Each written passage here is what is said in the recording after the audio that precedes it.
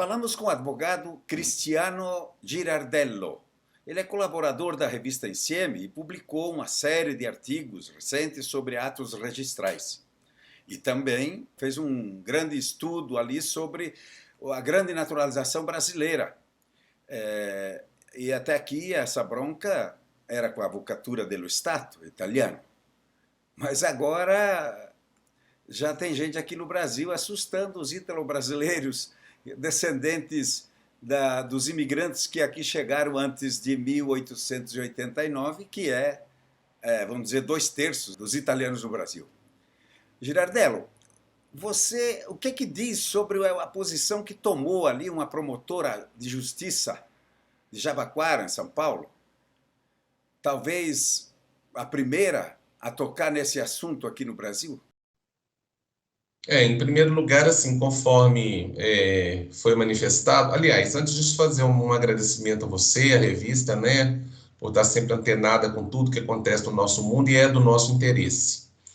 E muito honroso para mim, né, seus convites são sempre muito honrosos, então grato por estar aqui contigo e grato à nossa audiência, que com certeza é uma audiência especializada, né, uma audiência qualificada. Bom, assim como eu me manifestei, trata-se de uma posição inusitada e isolada. Realmente é a primeira vez que eu vejo o Ministério Público se manifestar nesse sentido, né? Ou seja, trazer em suas razões, né, a questão da naturalização tácita. Eu até o momento eu não tinha visto realmente nenhuma manifestação do MP em nenhum estado brasileiro nesse sentido. O que nós podemos, o que nós podemos concluir a partir dessa posição, infelizmente é muito pouco, porque conforme nós trabalhamos, inclusive até de forma coincidente, né, no último artigo da nossa série, né, lá na coluna da revista, a posição do Ministério Público a respeito das ações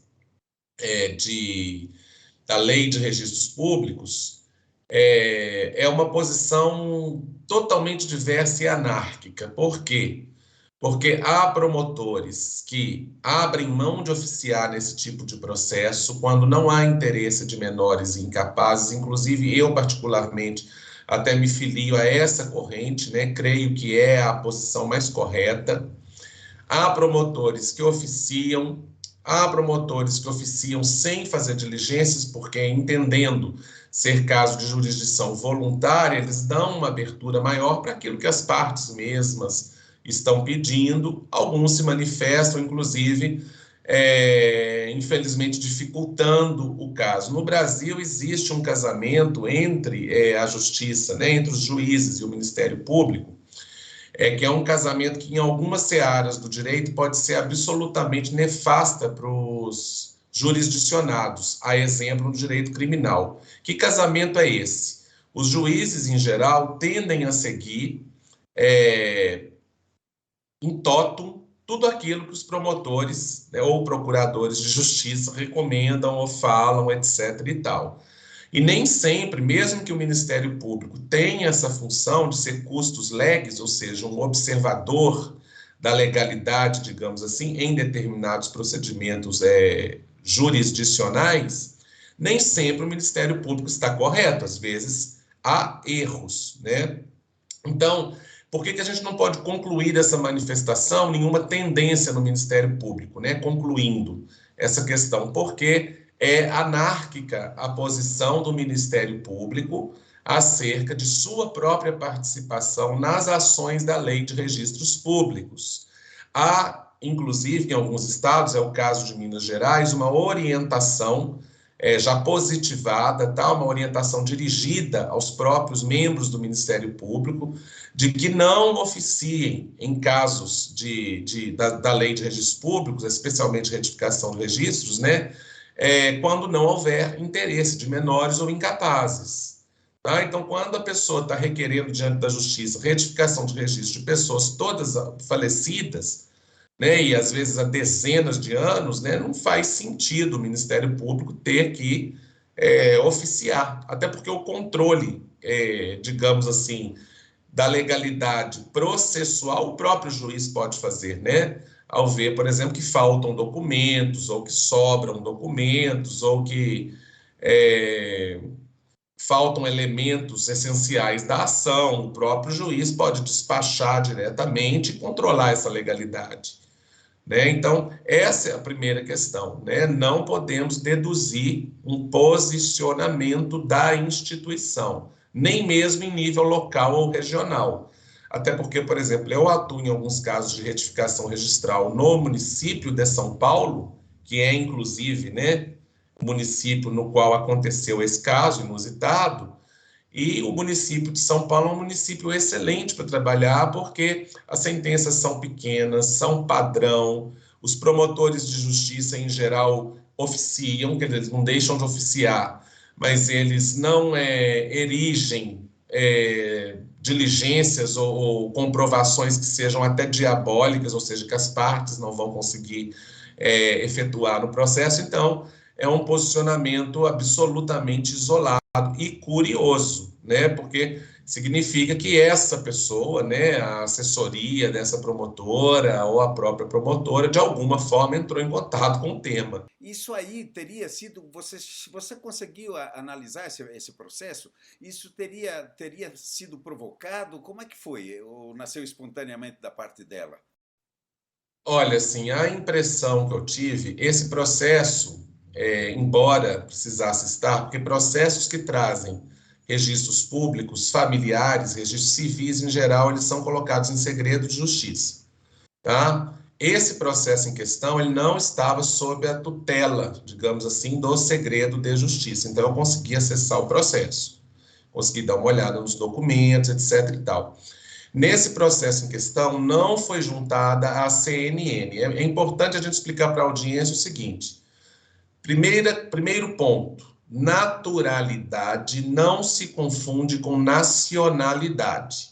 São coisas diferentes. A naturalidade diz respeito exclusivamente ao local onde aconteceu o nascimento daquela pessoa.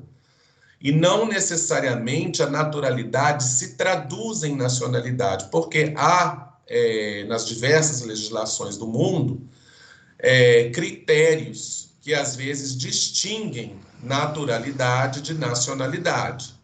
Tá? Um critério que faz essa distinção, por exemplo, é o próprio iuris sanguinis, né, que faz cidadão de um estado filho de um outro cidadão daquele estado, independentemente de onde aquela pessoa tenha nascido. Então, caso a pessoa nasça num país que não tenha ius solis, por exemplo, a ela não será atribuída a nacionalidade em razão da naturalidade. Então, essa é uma confusão que ela não pode ser realizada. No caso em questão, a manifestação da promotora pública se voltava com relação a um pedido que foi realizado, de que a naturalidade registrada no óbito do italiano, estava escrito natural da Itália, fosse convertida em italiano, vírgula, natural de, e falava a cidade onde a pessoa, o italiano em questão, nasceu na Itália.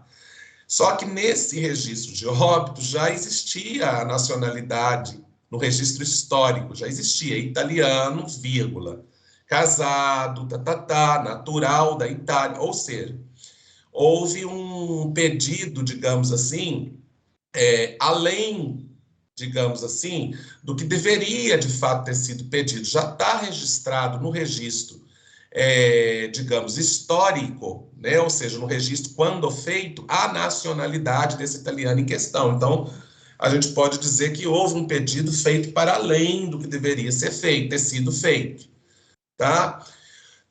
Agora, voltando na questão da diferença entre naturalidade e nacionalidade. Como, a partir de 2019, igual a gente sabe, estamos publicando muita coisa a esse respeito, a ICM está sendo um lampião, inclusive, né, a respeito desse tema, como a partir de 2019, a Avocatura do Estado começou a repristinar a tese da grande naturalização, né, nos casos de reconhecimento de cidadania feitos pela via judicial, passou a ser interessante, obviamente, ao juízo de alguns advogados, registrar deixar assentado nos próprios registros a nacionalidade, tá? E não só a naturalidade. Porque quando você pede uma retificação registral de naturalidade, você parte de qual documento? Você parte da certidão de nascimento ou de batismo, traduzida para o português, no caso, né, e apostilada lá na Itália e traduzida para o português. E aí você pede, estava lá natural da Itália, ou estava lá escrito que, ou não estava escrito a naturalidade, você pede para retificar ou adicionar essa informação. Mas quando você pede de forma até cuidadosa, você pede que seja anotada também a nacionalidade, ela não será dedutível da naturalidade. Então, você tem que apresentar um documento, que no nosso caso é a certidão negativa de naturalização, né? Comprovando que aquele italiano em questão, né, não se naturalizou brasileiro.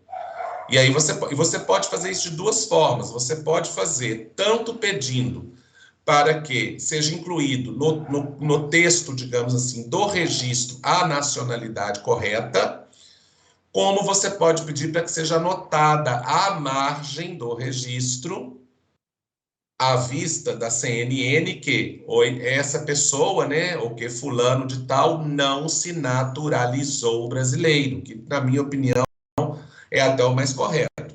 Isso significa que, em determinados casos, você não deverá pedir também uma modificação de nacionalidade, porque podem haver erros registrais, estrito sensu.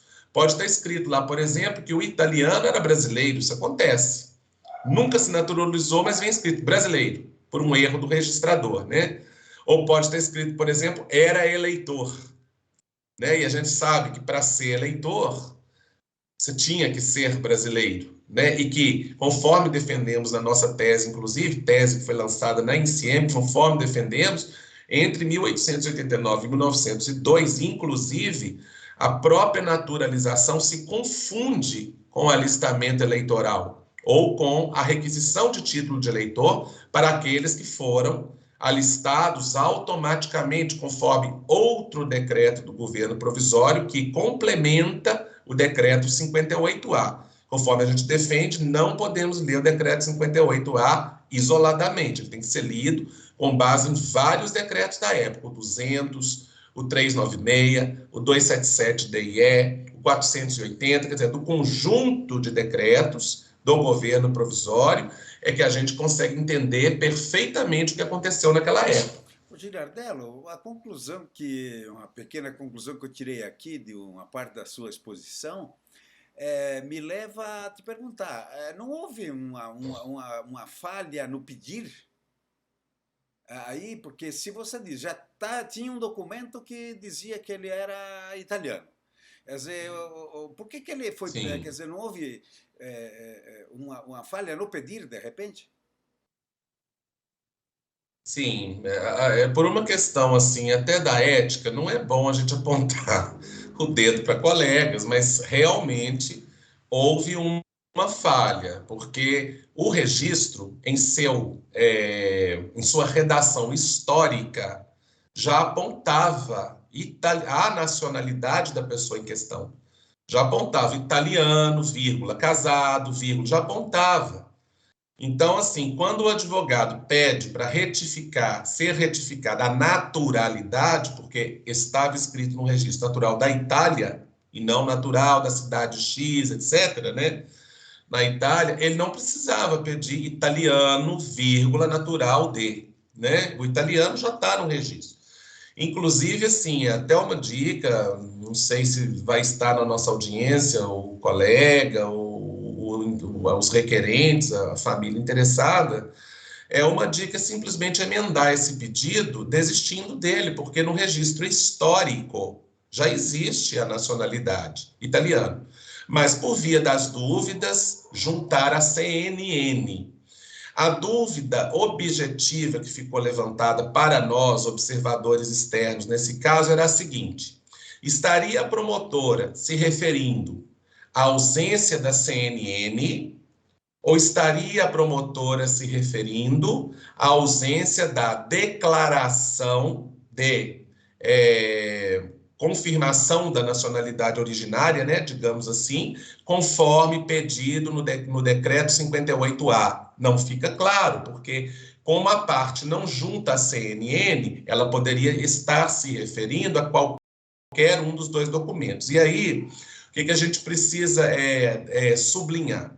Se essa manifestação da promotora for referente à CNN, a promotora tem razão, porque eu não, na verdade, assim, não diante do caso concreto, porque já está escrito no registro histórico italiano. Então, ou seja, a promotora não leu o registro histórico, tá? Mas vamos supor que não estivesse escrito italiano no registro histórico, no texto histórico do registro, né?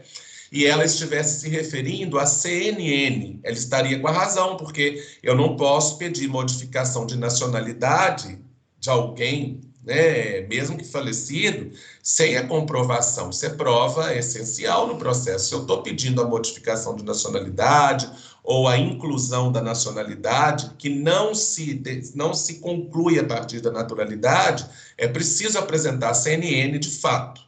Então, se a referência fosse CNN, a manifestação da promotora estaria correta. Não no caso concreto, percebam bem isso. Porque no caso concreto, o registro histórico já traz, italiano.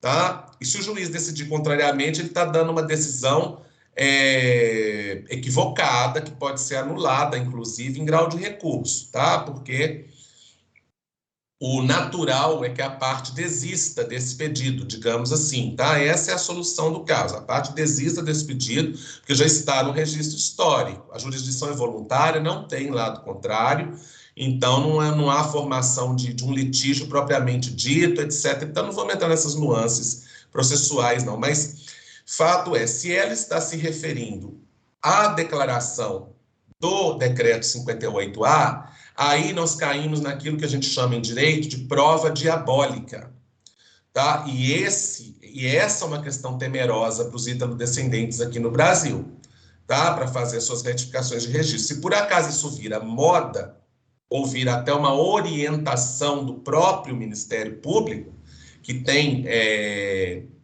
competência normativa para orientar, né, os seus promotores, né, através de determinadas orientações normativas ou instrumentos congêneres, aí nós teremos um problema grave. Por quê? Porque nós vamos pedir para que o ítalo-descendente que necessite incluir, modificar ou anotar a nacionalidade do seu antepassado, produza uma prova que não existe no país, tá? Essas declarações previstas, esses livros previstos no decreto 58A, na prática, isso está no artigo nosso da ICM, na prática eles não foram instituídos. Esses livros não foram instituídos.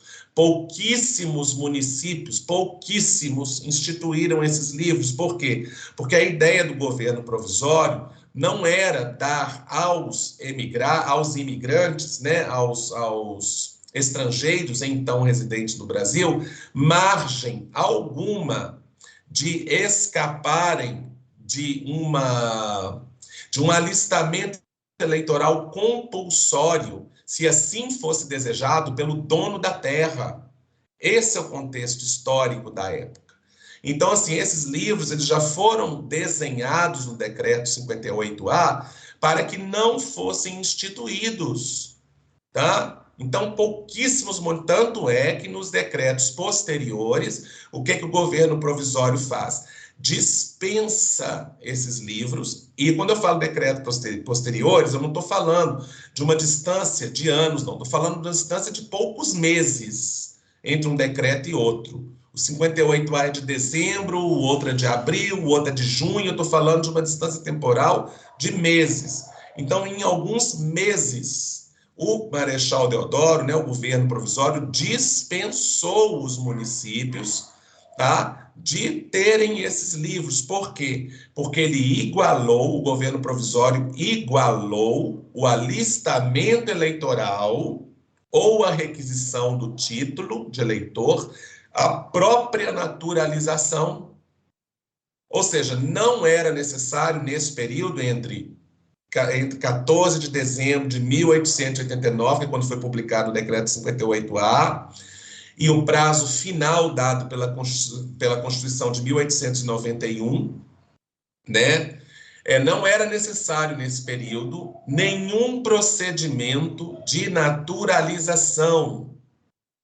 E é a isso que se chama no Brasil de naturalização tácita, entre aspas. Tá?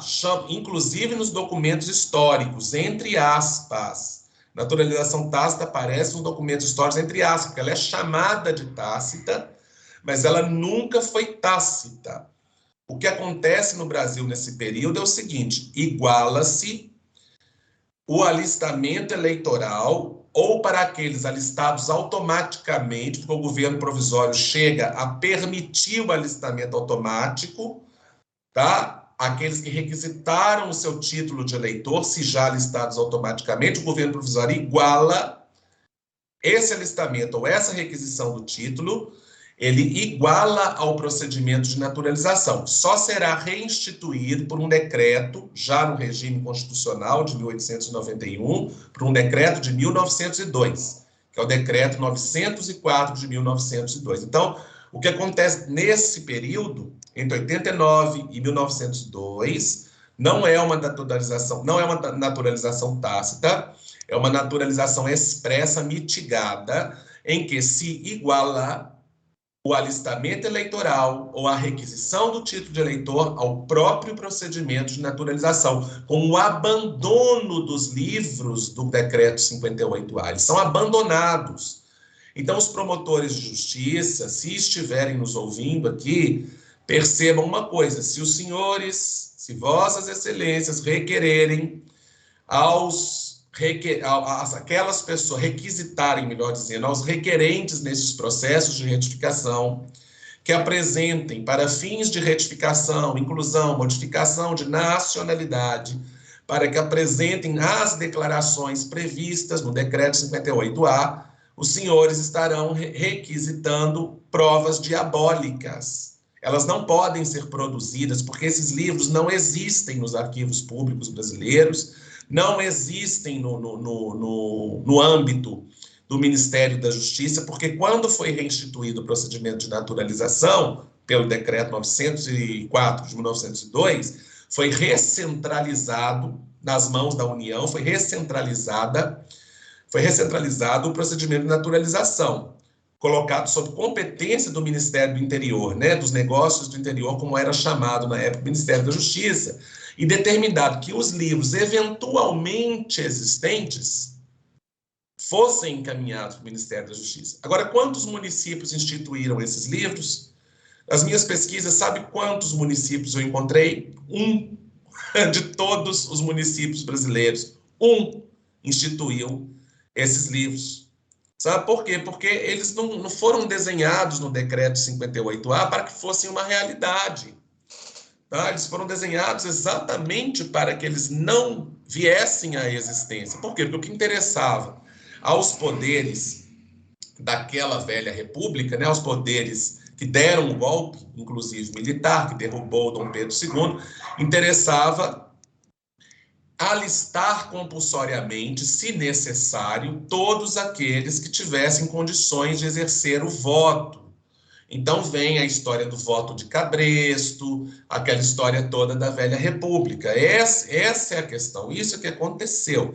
Então ninguém deu atenção a esses livros, não instituíram esses livros. Então requerer essa prova é requerer uma prova impossível de ser realizada, tá? Porque ninguém... e uma coisa, antes de eu terminar esse bloco, uma coisa importante de dizer que é o seguinte: um decreto também do governo provisório, salvo o melhor juízo, 396, acho que o 396, o mesmo que estendeu o prazo, né, também determinou o seguinte, que essa opção, entre aspas, tá? Essa opção de nacionalidade pudesse ser realizada também diante dos oficiais de registro público.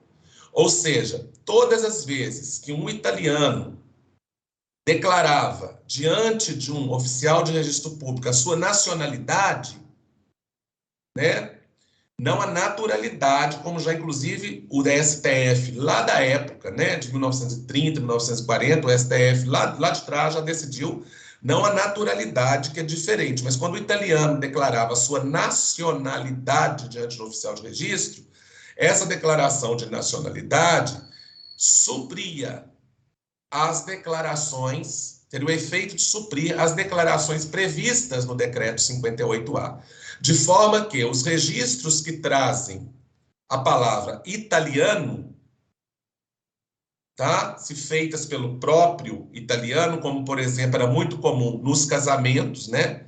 E nos nascimentos de filhos, né? Que ele tinha que se qualificar, ele ia declarar o filho, tinha que se qualificar. O oficial perguntava, o senhor é natural de onde? Natural de tal coisa. Sou italiano, sou italiano. Aí registrava, deixava no registro, na naturalidade e nacionalidade, né? Não há nem que se falar, tá? Na possibilidade, nesses casos, né? Nem que se falar na possibilidade de fazer qualquer outra prova da nacionalidade, porque o próprio registro já traz essa comprovação, tá? No caso em questão, nós estamos tratando de óbito, da declaração é feita por terceiro, né? Que a pessoa morre, um terceiro vai declarar. Estou falando de registros feitos pelo próprio interessado, né? Ele mesmo se declarando italiano, como no casamento, nascimento de filhos, tá? Girardello, me ocorreu de te perguntar se, se tem algum conhecimento de que alguma negativa, por exemplo, o pessoal pede essa CNN, né? Alguma vez já ocorreu de alguém enquadrado nessa situação da grande naturalização receber uma negativa? Uma positiva em vez de negativa? Na justiça brasileira? Na justiça brasileira? Oferecido pelo Ministério, né? Nunca. Nunca. Não, não. Não, não. O que acontece é o seguinte: se existe nos arquivos do Ministério da Justiça comprovação de um processo de naturalização, sai uma certidão positiva de naturalização, inclusive com cópia do processo. A pessoa abre um processinho dentro do próprio Ministério da Justiça e aí eles mandam, né, tanto a cópia do processo com o decreto ou o ato qualquer que seja, que declarou a naturalização daquele estrangeiro. Então, você vai ter sempre uma CNN, que é uma certidão negativa de naturalização, ou uma CPN, que é uma certidão positiva de naturalização, acompanhada, né, no processo que as pessoas abrem, acompanhada de cópia desse processo, de cópia do ato que declarou, né, do título, né, declaratório de naturalização daquela pessoa em questão, O tá? governo brasileiro, quer dizer, fez valer aquele decreto. Não se tem Não. notícia e não existiu. Não, de forma nenhuma, de forma nenhuma. De forma nenhuma, de forma nenhuma. Tanto que quando chega a Constituição de 1891, e a gente pode ver isso tranquilamente lá no artigo 69 da Constituição, o que faz prova dos estrangeiros tacitamente, vamos colocar, tá, as aspas, naturalizados, o título de eleitor, tá? Então, eles são dispensados de um título declaratório de naturalização. Então, os processos, eles não existem, perdão, os processos eles não existem no âmbito do Ministério da Justiça, não é porque, como a Avocatura del Estado fala em suas contestações, são meras listas de naturalizados ou não naturalizados. Não é por isso. Os processos não existem porque eles nunca foram instituídos, eles nunca existiram.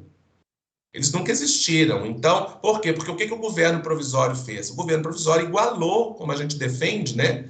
O governo provisório igualou o processo de naturalização ao alistamento eleitoral para os alistados automaticamente a requisição do título de eleitor. Isso é letra de lei, de Constituição, entendeu? Inclusive, né? É letra de norma constitucional, é explícito.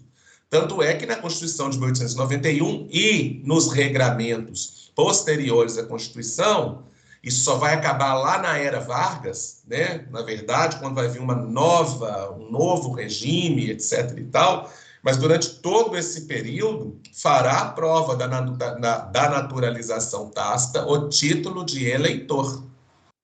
O título de eleitor.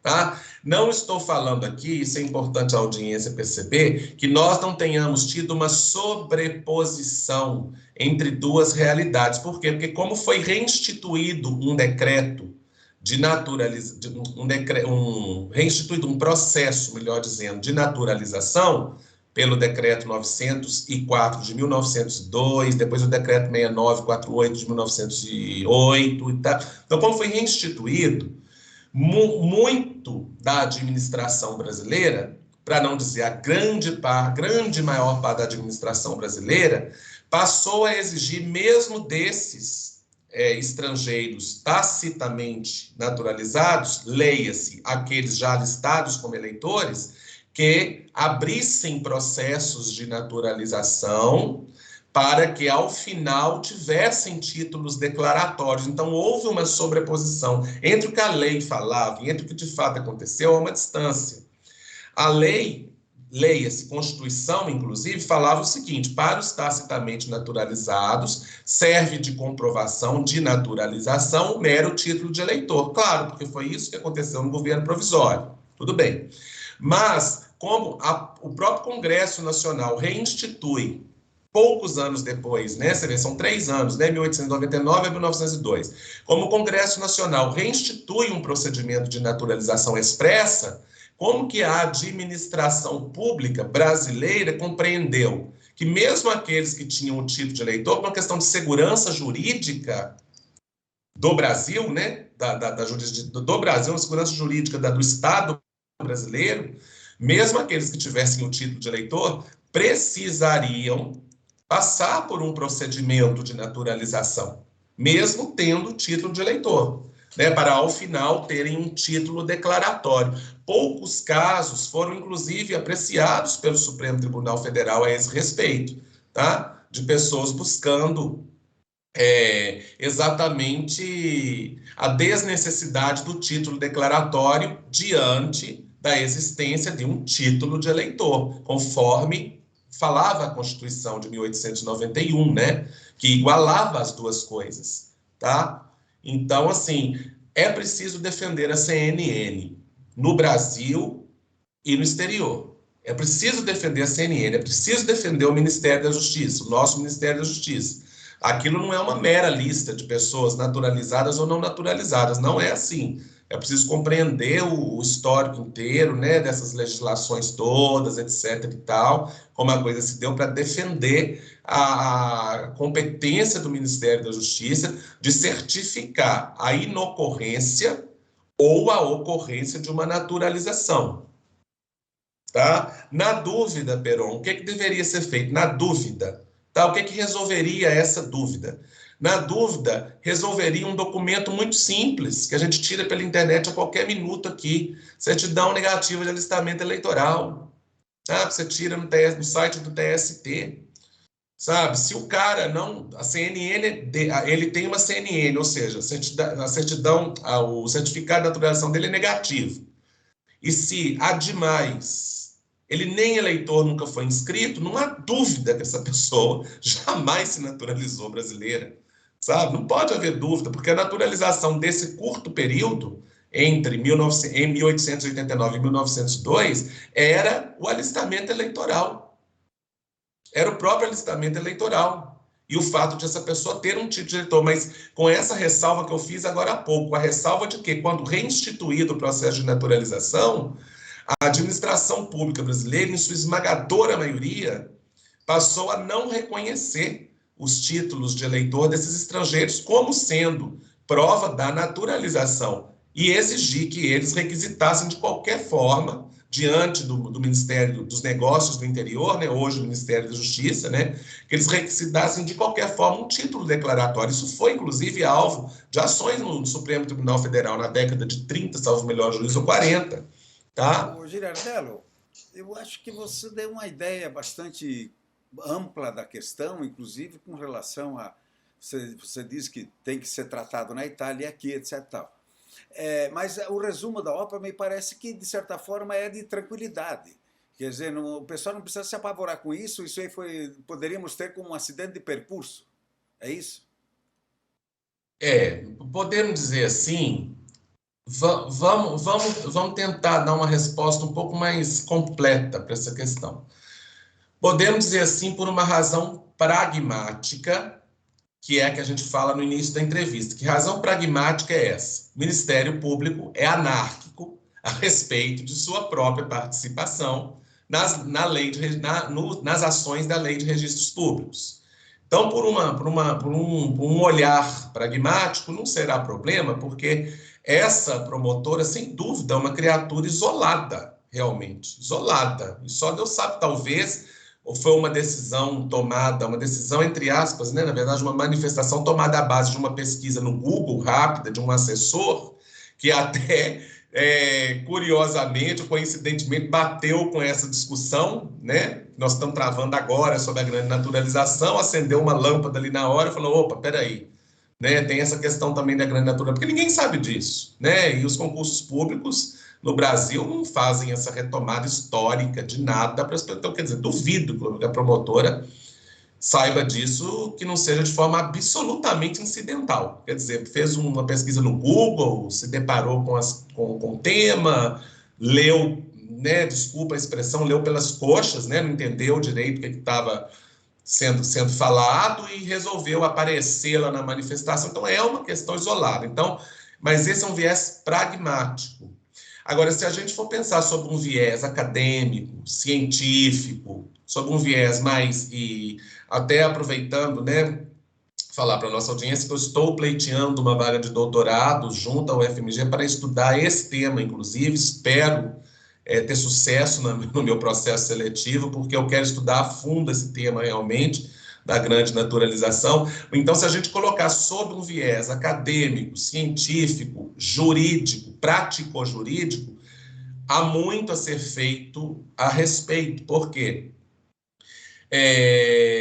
Eu tenho conversado com a Cláudia Antonini sobre a possibilidade da gente estruturar, por exemplo, pedidos de providência junto ao CNJ, como aquele que eu já tenho pendente de julgamento sobre as retificações administrativas, sabe? Em que a gente conformasse a CNN, em que a gente requeresse ao Conselho Nacional de Justiça que determinasse ao Ministério da Justiça, né, a secretaria lá dentro do Ministério da Justiça que trabalha com naturalizações, que conformasse o modelo da CNN, para que esse modelo deixasse mais em evidência determinadas coisas que a gente poderia comprovar, digamos assim, não é que deveria, poderia comprovar por antecipação, digamos assim, diante dessas autoridades, evitando que sejam levantadas essas bolas, entendeu? Que se levantem essas bolas. A gente tem conversado sobre isso. Então, assim, desse ponto de vista acadêmico, né, jurídico, acadêmico, vamos colocar assim, jurídico, mas acadêmico, assim, de estudar a questão, né, e o que deve ser feito, né, aqui no Brasil, uma questão que pode ser feita, que pode ser levada adiante é essa, por exemplo, um pedido de providências diante do CNJ, requerendo ao CNJ que determine ao Ministério da Justiça, né, que emita CNN segundo um modelo proposto por nós, um modelo que vai atender melhor as nossas necessidades e debelar determinados argumentos, né, que estão sendo levantados na Itália, conforme está nas nossas discussões sobre a GN, né, sobre a grande naturalização, e que, nesse caso isolado, né, pelo menos por enquanto, foi levantado por uma promotoria civil da comarca de São Paulo, né? A gente espera que, numa comunicação informal, isso acontece muito, essa promotora não contamine os colegas, né? Isso acontece, não contamine os colegas, para que se manifestem, inclusive de forma equivocada, ou sem ler ou ouvir, né, de forma mais profunda sobre o tema, né, não contamine os colegas para que se manifestem no mesmo sentido. Como disse, anteriormente na entrevista, não sabemos, como houve um excesso de pedido por parte do requerente, não houve juntada de CNN, não sabemos se essa manifestação se deu à falta da CNN, foi por causa da falta da CNN, pode ter sido. Agora, conforme também dissemos mais cedo na entrevista, se essa manifestação se deu com base na necessidade fictícia, né, vamos pôr assim, das partes, né, dos requerentes de apresentarem declarações do decreto 58, vai ser prova diabólica. Não é possível produzir essa prova. Tá? E os promotores de justiça, os procuradores também, precisam saber disso. Isso é prova diabólica. Não é possível produzir essa prova. Esses livros não foram instituídos no Brasil, salvo raríssimas exceções. Tá? E aí a gente tem que entender todo esse contexto histórico que a gente sempre tenta dar, né, nas entrevistas, nos artigos, para poder entender com mais profundidade, né, o tema. Girardello, deixando livre aí a palavra para você, eu só acrescento antes disso uma observação. Os italianos, embora sejam maioria, não são os únicos, né? Tem franceses, alemães, poloneses, etc., tal, que estão nesse mesmo barco, não é? Com certeza. Nós falamos da nossa comunidade, mas o tema se aplica a todos, né? Porque o decreto 58A foi dirigido a todos os estrangeiros residentes no Brasil na data da proclamação da República, 15 de novembro de 1889. Tá? O decreto foi dirigido a todos. Então, em tese, se aplicaria a todos os estrangeiros. A gente sabe que não se aplica, porque todas essas questões que a gente tem levantado, o estudo de todo o conjunto de decretos demonstra que não. Então, assim, isso não alcança só a nossa comunidade. Nós falamos pela nossa comunidade, por dentro da nossa comunidade, mas pode alcançar quaisquer descendentes de estrangeiros, né, que tenham eventual direito a reconhecimento iuris sanguinis de sua própria cidadania, né?